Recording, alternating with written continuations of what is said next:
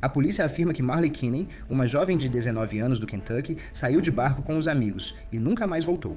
Mas quando a polícia fez uma descoberta trágica, o motorista do barco já estava algemado, mas não por homicídio. O que realmente aconteceu lá fora? Vamos chamar um mergulhador forense e especialista em fiscalização náutica para explicar o que os investigadores buscam. Bem-vindo ao Sidebar, apresentado pela Law e Crime. Eu sou Jesse Weber. Antes de começarmos, olha, a América só faz 250 anos uma vez. É verdade. E para comemorar esse marco histórico, a Chef QI, nossa parceira, nossa patrocinadora, lançou isso aqui, certo? Um termômetro de carne inteligente, Chef QI Sense edição limitada Stars and Stripes. Este aparelho foi criado para lendas do churrasco de quintal, patriotas e fãs sérios de churrasco. Ok, essa edição Stars and Stripes vem nesse estilo marcante em vermelho, branco e azul, e inclui unidades numeradas individualmente. Então, cada peça é como uma parte única dessa celebração única em uma geração.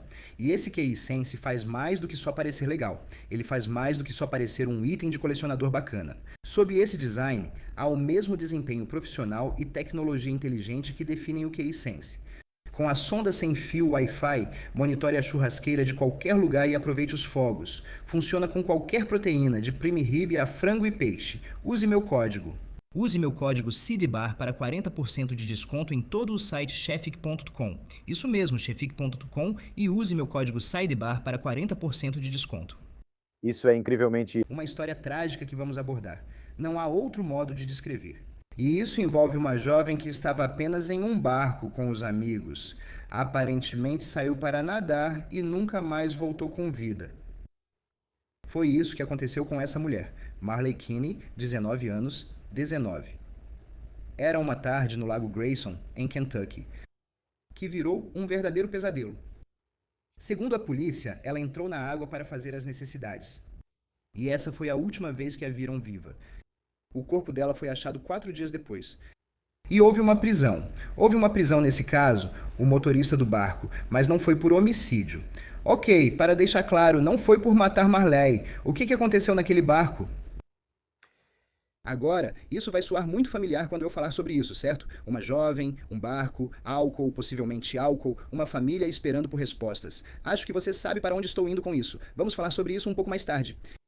Mas a questão é que quando alguém entra na água e não volta à tona, descobrir o que realmente aconteceu exige mais do que, sabe, apenas olhar para o lago. Isso pode ser complicado. É preciso alguém que saiba como analisar essas situações e o que procurar. E daqui a pouco vamos trazer um mergulhador forense e especialista em aplicação da lei marítima, para nos ajudar a entender melhor isso, porque ele vai nos explicar o que os investigadores estão procurando neste momento, quais perguntas eles ainda estão tentando responder. Porque essa busca pode ter acabado, mas as perguntas elas estão só começando, então eu quero explicar exatamente o que parece que sabemos até agora com base nas reportagens. Marley Kinney, de 19 anos, de Ashland, Kentucky. Ela estava no Lago Grayson na quarta-feira, 24 de junho. Ela estava em um barco pontão alugado com cerca de 10 amigos, segundo as autoridades. E era para ser apenas um dia divertido na água. Por volta das 16 horas, ela teria caído na água. A polícia diz que ela só estava tentando usar o banheiro e não foi vista desde então. Agora, aqui está algo que é meio difícil de entender. Os amigos dela não perceberam que ela estava desaparecida imediatamente, pelo menos não na hora, segundo os investigadores. Houve uma prisão nesse caso. Vamos falar disso em breve e os detalhes são surpreendentes. Primeiro teve a busca. Várias forças policiais iniciaram o que as autoridades descreveram como uma busca exaustiva. Então estamos falando de sonar, detectores térmicos, helicópteros, equipes com cães farejadores e drones subaquáticos. Os bombeiros de Ashland e Lexington enviaram mergulhadores. A Polícia Estadual de Kentucky deu apoio aéreo. Mais de 50 voluntários vasculharam as margens do lago. A chuva dificultou, mas eles persistiram. Enquanto isso, sua família esperava desesperadamente por respostas. A irmã dela postou nas redes sociais pedindo ajuda, dizendo que a polícia e os agentes de vida selvagem estavam fazendo tudo o que podiam, mas pediu para as pessoas não espalharem boatos. Escrevendo, abre aspas, minha irmãzinha Marley Kinney está desaparecida, como todos vocês já viram. Já houve buscas. A polícia e a Associação de Vida Selvagem estão fazendo o possível, mas avisem se souberem de algo. Por favor, não acreditem nem espalhem boatos. Ninguém foi encontrado e continuaremos procurando até achar algo. A busca já está no 3º dia. A irmã dela postou de novo, agora mostrando frustração com a especulação e desinformação online. Ela escreveu: Estou tão exausta de tudo e da desinformação que está sendo espalhada, de todas as especulações e acusações que estão sendo feitas, de todos os vídeos falsos que estão sendo criados e das coisas horríveis que as pessoas estão dizendo ou afirmando. Eu não me importo agora com como isso aconteceu ou quem fez isso. Eu só quero que ela seja encontrada. Vou culpar depois que ela for encontrada. Se você tiver informações realmente urgentes, entre em contato comigo pelo meu Instagram. Caso contrário, não me contate, a menos que você seja um dos amigos próximos da Marley, alguém do barco, amigos próximos ou da minha família. Eu sei que isso pode parecer rude ou insensível. Vou continuar procurando por ela, mas a cobertura da mídia está ficando excessiva. Eu nunca vou entender por que as pessoas afirmam coisas que não são verdadeiras, por que elas lotam as sessões de comentários que poderiam estar trazendo informações importantes, com boatos ou, bem, eu acho que isso aconteceu. Você não estava lá e isso não vai ajudar a encontrar minha irmã. Obrigado a quem ajuda e divulga informações sobre ela. Sou muito grato, só estou cansado. Quero que todos estejam seguros. E então, o que acontece? Domingo, 28 de junho, por volta das 3h45 da tarde, eles a encontram. O corpo dela foi encontrado no Lago Grayson. O Departamento de Recursos de Peixes e Vida Selvagem de Kentucky confirmou sua identidade e disse que a família já foi notificada. A irmã dela confirmou isso em uma postagem comovente, escrevendo, abre aspas, Olá, pessoal. Isso vai ser difícil de ler, então vou ser breve. Minha irmã foi encontrada sem vida. Somos realmente gratos a todos de todas as equipes que nos ajudaram a procurá-la, a todas as orações e a todos que se dispuseram a ajudar. A escola de ensino médio do condado de Boyd, onde Marley se formou no ano passado como parte da turma de 2024, também compartilhou uma postagem em memória dela, pedindo à comunidade que mantenha sua família, amigos e colegas de classe em seus pensamentos.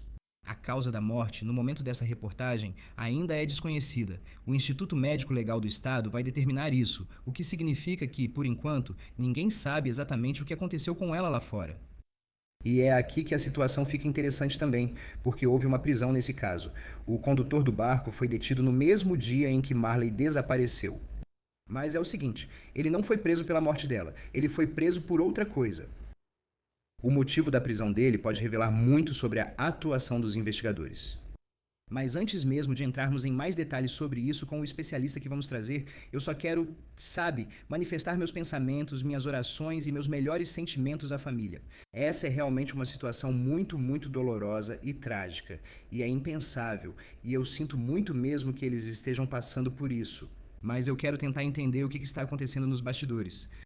Antes de começarmos, quero apresentar nosso convidado, Alex Beer, mergulhador forense e especialista em aplicação da lei marítima. É um prazer tê-lo aqui, Alex. Obrigado por conversar conosco. Sem problemas, obrigado por me receber. Então, antes mesmo de entrarmos em mais detalhes aqui, vamos direto às perguntas básicas. Certo. Quando alguém aparentemente cai no mar e não é encontrado por dias, quais são as primeiras medidas tomadas para localizar o corpo? Você também analisa a embarcação em si?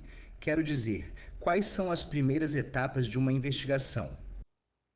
Bem, inicialmente, considerando o local, então o Lago Grayson, acredito que seja o local lá em Kentucky, é um lago bastante extenso, não grande em tamanho, mas muito comprido. E há muitas enseadas e lugares. Então, a primeira parte seria tentar identificar onde foi o último ponto em que ela foi vista fisicamente por alguém que estava lá. Começando por aí, considerando que a água, com todo o clima que eles têm tido, e normalmente em lagos, a visibilidade é quase zero. Então, inicialmente, eu pensaria nisso.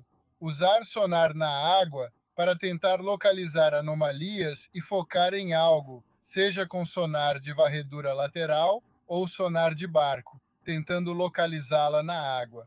Você pode explicar mais sobre isso? Como o sonar funciona para encontrar um corpo ou uma anomalia? Claro. O que o sonar faz é emitir ondas sonoras pela água, seja qual for o tipo de sonar, seja de varredura lateral ou multifeixe. Ele é emitido, bate em algo e retorna, e então passa por um modelo computacional que gera uma imagem. Você basicamente obtém uma imagem do fundo, então você vai ver coisas como, sabe, árvores, pedras e coisas assim com bastante clareza, coisas que refletem bem o sinal. Encontrar corpos é um pouco mais difícil dependendo da profundidade da água e da vegetação, e isso tem suas limitações, mas te dá uma imagem do fundo. E então, com experiência, prática e treinamento, você interpreta essas anomalias e as coisas vão se destacar para você. E não vai necessariamente parecer uma pessoa, mas é algo que não deveria estar lá. Então você vai querer investigar essas coisas de forma mais detalhada. Você não acha estranho que o corpo dela supostamente não tenha sido encontrado por vários dias? Não é estranho para mim, eu não sei nada sobre esse lago em particular. Não sei qual é a profundidade dele, não sei nada sobre as condições dele, mas não é estranho para mim no sentido de que é difícil se assumirmos, e eu estou assumindo, sem saber todos os fatos do caso, mas supondo que ela, digamos, tenha se afogado. Então, uma vítima de afogamento vai direto para o fundo, ela vai ficar lá por um período de tempo até começar a se decompor. E então o acúmulo de gases no corpo vai fazer com que o corpo, o que eles chamam de reflutuar, volte à superfície. Eles ficam sujeitos ao vento e ao movimento da água, podendo ser levados de um lado para o outro. Eu não sei se ela sabia nadar e não sei quais foram as circunstâncias de ela ter entrado na água, mas supondo que ela tenha se afogado e afundado, então tudo se resume a isso. Um ponto exato onde foi vista por último para iniciar a busca dali. E então, dependendo do tipo de sonar que eles estavam usando e de quanto treinamento eles têm, sabe, para ler o sonar, não é tão claro quanto, por exemplo, olhar para o Google Maps ou algo assim. Você realmente precisa saber o que está procurando e identificar essas anomalias. Nem sempre é algo muito claro. Então, isso varia muito dependendo do tipo de sonar que você está usando e do nível de experiência da pessoa que está operando. Aliás, eu sei que você não está familiarizado com esse corpo d'água em particular, mas, de modo geral, o que acontece com um corpo que fica na água por esse período de tempo? Você mencionou o afundamento e os gases, mas para buscar evidências ou determinar a causa da morte, o corpo se decompõe de maneira específica? Existe sim. E novamente eu não houve muitos detalhes sobre a condição da vítima quando ela foi encontrada, mas certas coisas obviamente o corpo muda, certo? O corpo incha e o corpo muda, mas coisas como você sabe tatuagens e coisas assim, você ainda vai ver e reconhecer essas coisas. Tenho certeza de que o legista e o médico legista estão procurando são coisas como ela caiu na água e depois, você sabe, foi atropelada pelo barco. Então, há evidências de tipo um impacto do barco, ela tem algum ferimento grande, marcas de hélice, coisas assim que indicariam que, você sabe, ela caiu enquanto o barco estava em movimento e acabou sendo atingida. E então você sabe, como resultado, essas são as coisas que levaram à morte dela ou ao afogamento.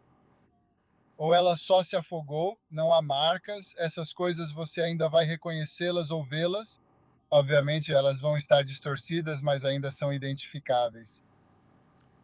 Alex, deixa eu te perguntar sobre a busca em si, porque a quantidade de recursos que foi usada para encontrá-la é realmente impressionante. Segundo o Departamento de Pesca e Vida Selvagem de Kentucky, foram usados barcos, mergulhadores do Corpo de Bombeiros de Ashland, sonar, helicópteros da Polícia Estadual, drones, UTVs, ATVs, equipes K-9 e cães farejadores de cadáveres. O Corpo de Bombeiros de Lexington enviou mergulhadores. A Polícia Estadual de Kentucky deu apoio aéreo. Mais de 50 voluntários percorreram as margens do lago. E além de tudo isso, como a gente estava comentando, eles estavam usando esses detectores térmicos e drones subaquáticos. Primeiro, como você coordena isso? Parece uma tarefa enorme, com muitas pessoas e equipes envolvidas. Sim, mas eu acho que, sabe, você vai ter uma agência principal. Então acredito que provavelmente o Departamento de Pesca e Vida Selvagem de Kentucky era a agência principal. Então, existe um centro de comando que coordena todos esses recursos, documentando quem está onde, quem está fazendo o quê, quantos barcos, quantos mergulhadores, onde eles estão procurando.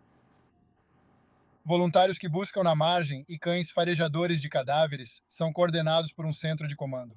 Nas forças de segurança, realizamos muitos treinamentos, especialmente bombeiros e polícia, focando em sistemas de comando de incidentes para essas operações. E em lugares como Kentucky, eu vou supor, pela resposta que eles provavelmente fazem muitos treinamentos com várias agências para ajudar a reconhecer, sabe, quais recursos as pessoas têm, o que elas podem acionar e então trabalhar essas coisas em conjunto, sabe? Vai ter alguém coordenando os barcos, alguém coordenando o mergulho, alguém coordenando a busca em terra, alguém coordenando a aviação, e todas essas coisas estão sendo direcionadas para um, sabe, centro de comando, para, digamos, um controle geral da situação.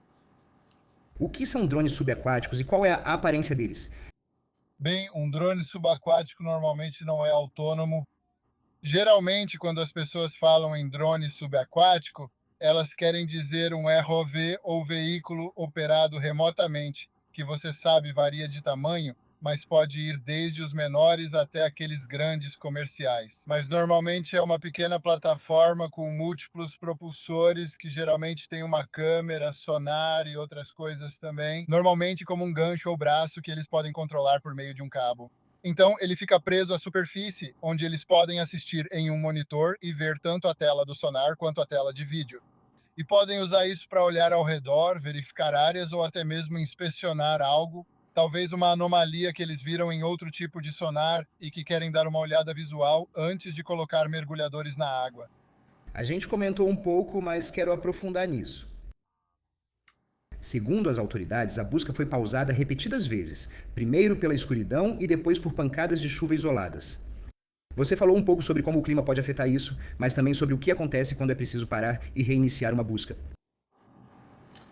Quero dizer, você acompanha seu progresso diário. Então, a maioria dos lugares usa um sistema desses. Há vários por aí, mas numa área de busca. A busca é feita com algo chamado SARCOP, que é uma forma do centro de comando ver em tempo real onde os buscadores estiveram, quais áreas já foram vasculhadas, e assim, se eles precisarem pausar, podem voltar e sobrepor um pouco, continuando de onde pararam, sem precisar recomeçar tudo de novo. E em um lago como o Lago Grayson, pelo que vi no mapa, ele é relativamente estreito. Não é um lago amplo e expansivo. Então essas áreas provavelmente foram, você sabe, isoladas ou divididas em grades para que as pessoas pudessem dizer: ok, você vai para cá. Esta é a sua área de responsabilidade. Você vai para cá. É assim, e à medida que eles delimitam essas áreas, eles vão meio que avançando nelas até terminarem. Quero falar sobre as prisões agora. Ainda não falamos sobre isso, então porque acho que os detalhes são bem interessantes. Então, o motorista do barco foi identificado pelas autoridades como Cameron Conley, de 23 anos. E de acordo com o auto de prisão obtido pela Lex, 18 Conley teria dito à equipe da Marina que não conseguia localizar uma mulher que estava em seu barco. Foi aí que as autoridades foram notificadas. A Polícia Estadual de Kentucky foi à Marina do Lago Grayson na noite de quarta-feira, 24 de junho. Ao conversar com Conley, policiais relataram cheiro de álcool em seu hálito, olhos vermelhos e vidrados. Ele admitiu, ou supostamente admitiu, ter bebido.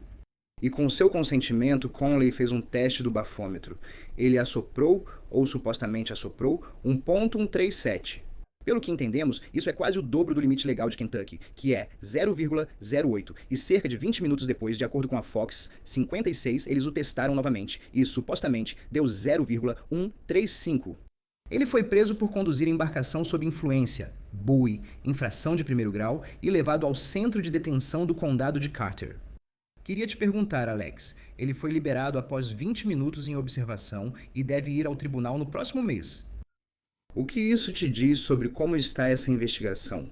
O que isso te diz sobre como as autoridades estão lidando com essa acusação de buoy agora, no meio do que era uma investigação ativa de pessoa desaparecida? Compartilhe suas impressões iniciais sobre isso. Inicialmente, meus pensamentos, talvez dizendo o óbvio, é que o que vemos muito em acidentes de barco e coisas assim é álcool, drogas ou algum tipo de comprometimento por substâncias. Isso mostra que essas duas coisas não combinam. Entendo que andar de barco é uma atividade recreativa. Buí é diferente de DUI, sabe? Você não precisa de carteira de motorista para operar um barco, então isso não necessariamente te afeta. E eu não sei como são as leis em Kentucky, com licença, mas normalmente buis não afetam sua habilitação para dirigir. Um buí não vai, por exemplo, suspender sua carteira de motorista porque é uma atividade recreativa. As leis permitem que qualquer pessoa opere um barco. Eu sei que aqui na Flórida, onde eu estou, você precisa ter um cartão de identificação de navegante, que é um curso online que te ensina meio que as regras básicas de navegação. Não sei se eles têm isso aí, mas obviamente é mais relaxado para operar um barco. Eu imagino que minha impressão é que esse era um barco de recreio alugado. Eu ouvi duas versões diferentes, que era um grupo de 10 pessoas no barco passando o dia. E eu ouvi que ele voltou para a marina sozinho, dizendo que não conseguia encontrá-la. E não tenho certeza de qual relato é preciso, mas de qualquer forma, Certo? acho que isso mostra que estar sob influência e tomar decisões ruins em um barco pode levar a coisas como, você sabe, fatalidades e certamente ferimentos. E você sabe quais são as circunstâncias? Se havia 10 pessoas no barco, como ninguém viu ela cair, eu vi um relatório que dizia que ela foi para lá para ir. Bem, isso é interessante. Então, deixa eu só interromper. Ele diz que a citação, de acordo com a mídia local, afirma que Conley disse aos policiais, abre aspas, que ele não conseguia encontrar um dos passageiros dele. Essa foi a linguagem que ele aparentemente usou. Não que ela caiu, não que ela pulou, não que foi a Marley. Achei isso interessante. É mesmo. E eu acho que, sabe, do ponto de vista investigativo, se havia 10 pessoas no barco e 9 voltaram, os investigadores vão querer entrevistar todo mundo que estava naquele barco naquele dia, independentemente de estarem juntos no barco ou não. Mas todo mundo que estava lá, eles vão querer entrevistar e tentar juntar aquele ponto em branco na história, onde, sabe, ela saiu de barco e não voltou. Então, o que aconteceu? Acho que o outro lado disso é que, como investigador, você pode olhar para isso de duas maneiras, certo? Existem realmente duas possibilidades: acidente trágico, ou houve algo malicioso, ou houve má intenção. E eu não sei disso. Eu não sei qual é a relação entre essas pessoas. Então, eu acho que um investigador quer ouvir a história de todo mundo, ouvir o que eles têm a dizer e depois fazer o que investigadores fazem, que é começar a encontrar falhas na história. Porque a minha impressão é que todos esses são jovens que algo ruim aconteceu. Seja porque eles pretendiam que isso acontecesse ou não, algo ruim aconteceu. E então, eu acho que o que normalmente você vê com um grupo de jovens é que eles meio que se fecham, tipo, eu não quero me meter em encrenca por causa disso. Tipo, eu não quero me meter em encrenca. Eu não quero, sabe? Eu não quero, sabe? E eles tendem a formular um plano, sabe? Seja tipo, vamos ser honestos, ou tipo, precisamos inventar histórias, ou seja lá o que for. E eu acho que é aí que os investigadores vão começar a focar para determinar se isso foi apenas um acidente ou se foi outra coisa. Claro. E para deixar claro, também existe um meio termo, mas eu quero deixar isso bem claro. Duas coisas podem ser verdade ao mesmo tempo, certo? Existe a possibilidade de alguém estar dirigindo sob influência e alguém cair no mar e, digamos, se afogar. E isso não ser por causa da direção sob influência, certo? Poderia ter sido por qualquer outro fator. Claro.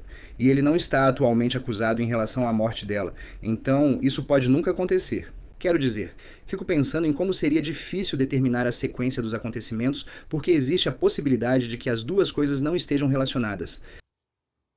Claro, mas você tem uma responsabilidade como qualquer pessoa teria. É como um caso de atropelamento e fuga, certo? Você dirige e alguém cruza na frente do carro, resultando em atropelamento sem intenção. Você tem a opção de permanecer no local, que é o que você deveria fazer. Olha, eu não vi essa pessoa. Conte seu lado da história. Tem também o outro lado, em que as pessoas entram em pânico e fogem pensando: meu Deus, fiz algo terrível. Não foi intencional, mas um acidente. Eu acho que, sabe, e de novo, isso vai aparecer conforme a investigação avança. Tipo, onde aconteceu? Qual a distância disso até a marina onde ele retornou com o barco? Quem estava lá? Coisas assim vão começar a aparecer à medida que a investigação avançar e forem obtidas mais informações. Talvez ele não tenha feito isso. Eu acredito no princípio de inocente até prova em contrário. Acredito que não há informações suficientes para opinar agora, pois ainda existem muitas incógnitas a serem esclarecidas. Eu perguntaria o básico para a família como: ela sabe nadar? Isso me faz lembrar de algo que queria comentar, pois essa história parece familiar. As circunstâncias mudam, mas uma jovem de 19 anos cai do barco e o operador estaria bêbado.